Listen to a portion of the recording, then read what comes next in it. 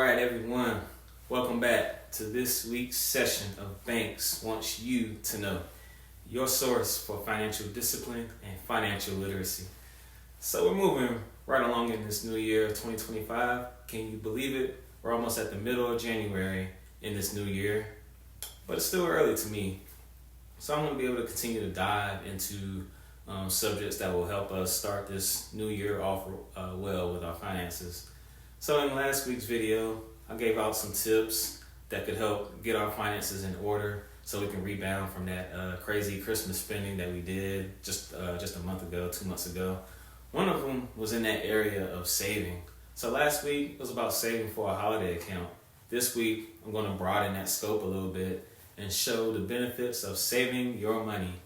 Now, I know you're probably thinking, I hear about saving money all the time. You may hear about it from your family. I hear about it from friends, social media, TV, just about anywhere nowadays. They may even tell you how easy it is or just how it's helped them in their financial journey. You may even be saying to yourself, like, I'm saving already, but I'm really not seeing the progress or really even the purpose. But today, I hope I can at least bring that topic to you in a way you may not have heard before and just help shed light on something that's really, to be honest, that's not as easy as it sounds. Later in the year, I'll talk about how there may be a point where you come to a crossroads and you have to decide between saving and paying down debt. And I'll show you which one that's best for you, based on your current financial situation or your financial goals. So I'll bring that up because, one, it's really a shameless plug to stay tuned and to continue to subscribe and to continue following me. But it's also because saving is not a continuous process. There will be a time when that money that you saved up over a period of time will have to be used and you'll have to start all over again, which is totally okay. Speaking of that, let's kind of dive into that notion some more a little bit. So I got a personal story for you, as always. Have you ever run out of money and you felt like you had nowhere to turn? Your funds just kind of dried up. Maybe you just lost your job. A few days later, a big appliance goes out in your home, or a major part goes out in your car, like a transmission, something like that. I'm sure it has left you feeling down in the dumps, right? But unfortunately, those times do come when we least expect it. I believe it's something that we've all been through, including myself. So in my junior year and my senior year of college, I was able to get a nice lump sum in the refund check. And I was also working at Walmart. It was almost full time. That's something I would not recommend for any college student to do nowadays. It was tough. But, with those in mind, I felt like I was set. Hey, I felt like I was balling. I was able to buy food when I wanted. I was able to hang out with friends, go to events, go to parties, pay a bill or two, and really just buy whatever I wanted to at the time. So for those who, they may be in a similar situation, they've had a larger lump sum of money, only really to see it all disappear, they can understand when I say this. I really thought the money would last forever. And then I even had a job lined up after graduation, so I just thought it would really continue. So in that moment, I started making questionable decisions. I bought a new car. Then a couple months later, I quit that Walmart job. I feel like once that happened, though, those choices really came back to bite me. It took longer than expected to get fully hired at that grown-up job that I had coming up after school. So I eventually really just wound up broke without a job for around 6 months. That money ran out, not only because of my decisions, but because of that indecision to not save or really to commit to saving any of that money that I had. It definitely was a rough time in my life. I was like, oh Lord, what about this car that I paid for that I'm making $360 payments on? But God got me through it, along with some help in various areas from my parents and from my now wife. God, He also enabled me to learn from that mistake and to start saving, no matter how much you get in your paycheck per week, per 2 weeks, or per month, whatever it is.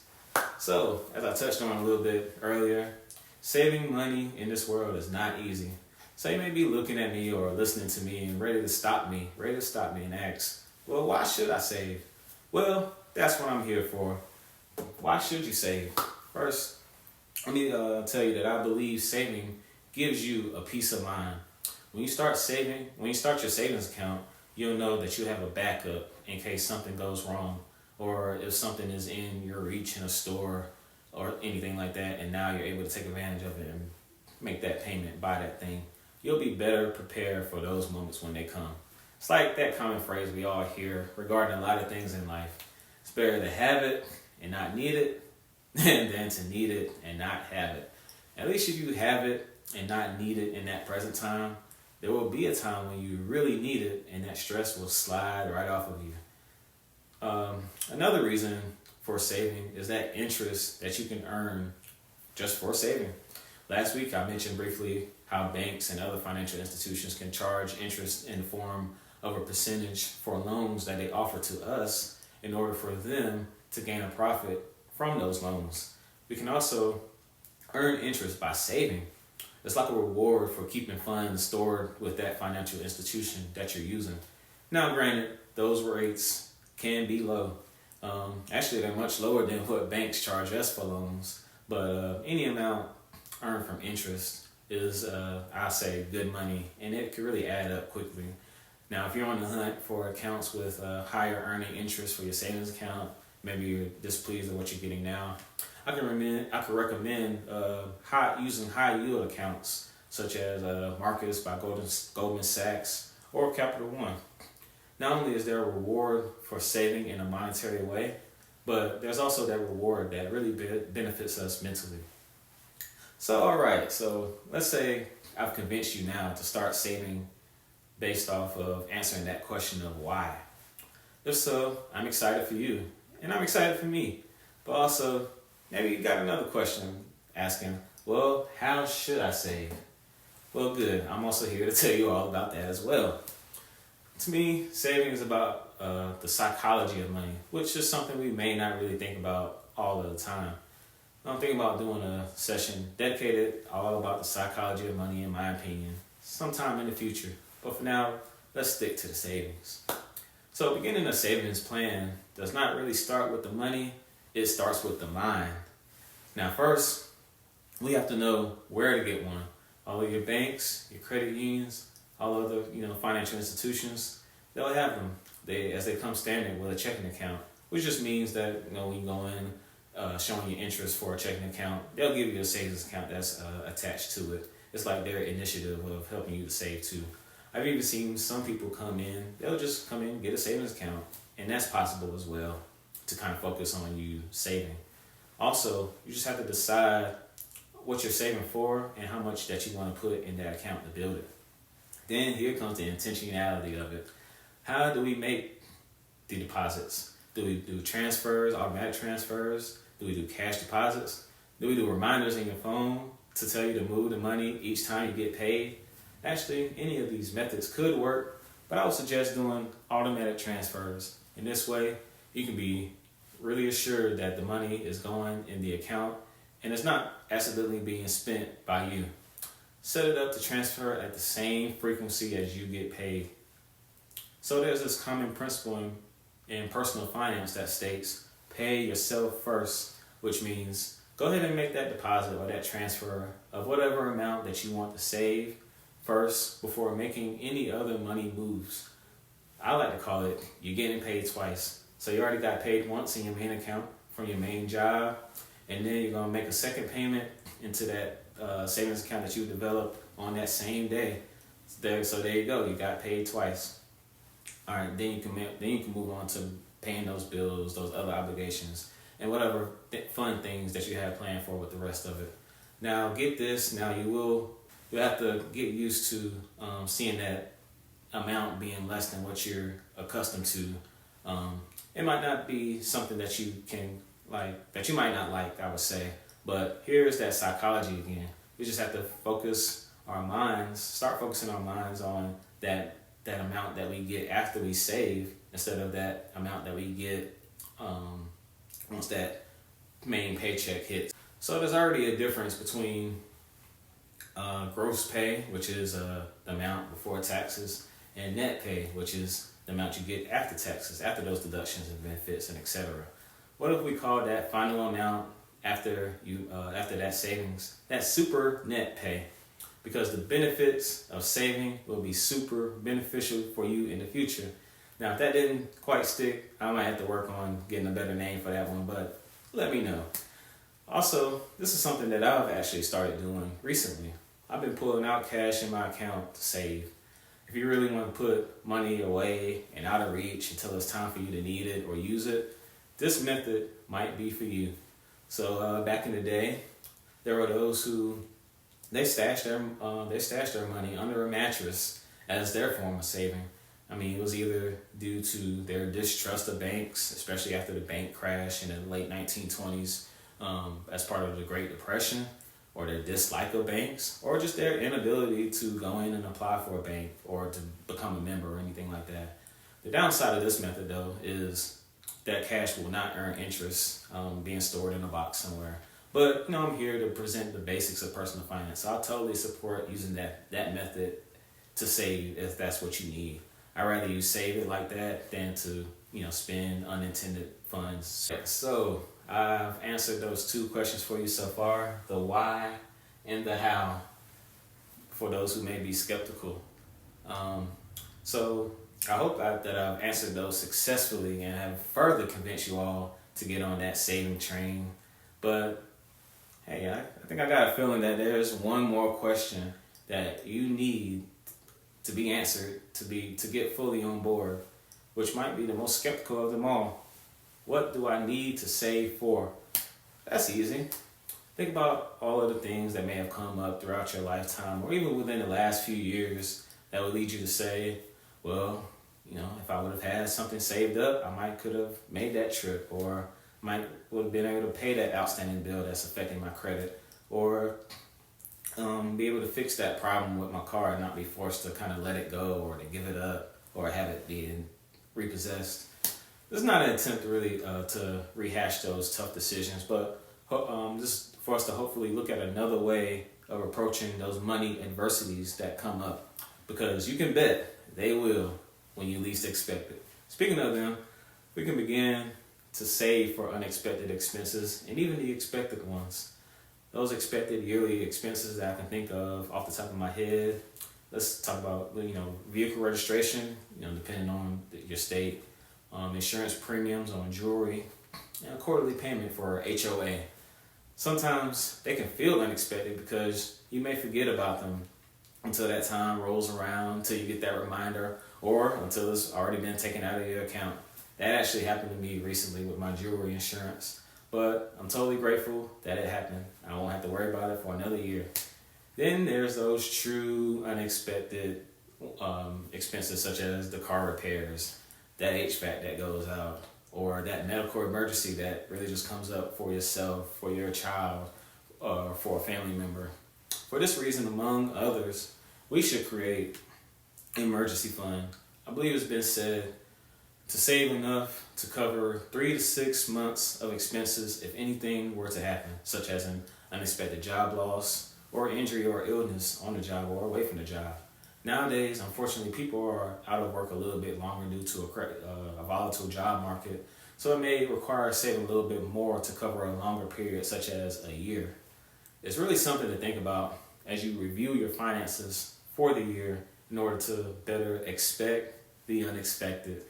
Now, to switch to more of a positive thing to save for, how about building an account for that trip or for that vacation you've been always wanting? I'm sure we'd all love that, right? I know I would. I believe we can all be disciplined financially and still do something fun for ourselves. And this is an example of that. It may require doing a second savings to distinguish between those accounts, but imagine having the funds to handle a big unexpected expense, and then also being able to take a trip in the summer. Now that's what I call a big flex. Now, if it's not a vacation, it could be any other big ticket item that you wanted to get, like a car or a big TV, something like that. Now think about that thing that you want that's fun this year and save for it. Now, all right, in my humble opinion, I've answered the why, I've answered the how, and I've answered the what. I feel like I've done it in a convincing manner, but it's not about how I feel. It's about how you all feel about saving after hearing these reasons. Although we can all agree that saving isn't easy, it is a basic concept in personal finance that really anyone can start at any time as long as you have income. It's easy for me to say, hey, you can start with as low as $5, and hopefully I'm convincing you to believe that it will work as good as you would hope. But who knows? I truly believe though that you can start with a low amount, and you can watch it grow like a plant. Imagine having that savings account maybe somewhere that you cannot see, like in another bank, or you're holding it somewhere up in your closet. You're just letting it accumulate every time you get paid for months or even for years. Then once that big emergency comes up when you least expect it, or even that goal that you had in mind is finally reached, then you're able to successfully take care of whatever comes your way. While God, He provides for us in the form of things that we can touch when we need them, such as food, money, and clothing, for example. I believe He also provides for us in the form of saving through His wisdom. Speaking of wisdom, here's the verse of the session today. Proverbs chapter 30, verses 24 and 25, which reads, 4 things on earth are small, yet they are extremely wise. Ants are creatures of little strength, yet they store up their food in the summer. Now, for further context, I can read the rest of the paragraph for you that says, hyraxes are creatures of little power, yet they make their home in the crags. Locusts have no king, yet they advance together in ranks. A lizard can be bought with the hand, yet it is found in kings' palaces. Just some great examples of what big things small creatures can do. Now, Proverbs is known to be written by the wisest person to ever live on this earth, who is King Solomon. There are great verses here that relates to the good and bad use of money, riches, and many other things in life. So this will not be the last of Proverbs on this channel, so get ready. Now, while studying this verse, I noticed that this chapter contains the sayings of Agur. His name means gathered, who is the son of Jakeh. His name means pious or carefully religious. Agur is giving advice to a man named Ithiel. His name means God is with me, about various morals to live by. I think about how he gave the example of ants gathering for the summer when he himself is meant to be a gatherer due to his given name. I'm telling you, there's power in a name, also more power in the name of Jesus. Now, we can also be as wise by preparing ourselves when it comes to our finances by saving for the future, whether it's in the short term for, maybe for a trip this summer, or a yearly expense this fall, or in the long term, for that business that you've been thinking about that activates your gifts, or a home to own for you, your family, or possibly for coming generations, or that new car that gives you a better peace of mind. If ants can store and save what's valuable to them in future seasons, what is stopping us from doing the same? Let's apply that wisdom of God, subtract the spirit of lack from our minds, and allow it to equal a balanced financial plan for the present and for the future. Now, I want to thank you all again for tuning in to another session of Banks Wants You to Know, where financial discipline equals financial success. Please feel free to like, follow, subscribe for weekly financial tips that focuses on the basics, biblical principles, and the balance in finances. Also, share this with someone you know. I'll be back next time with something that I want you to know. Thank you.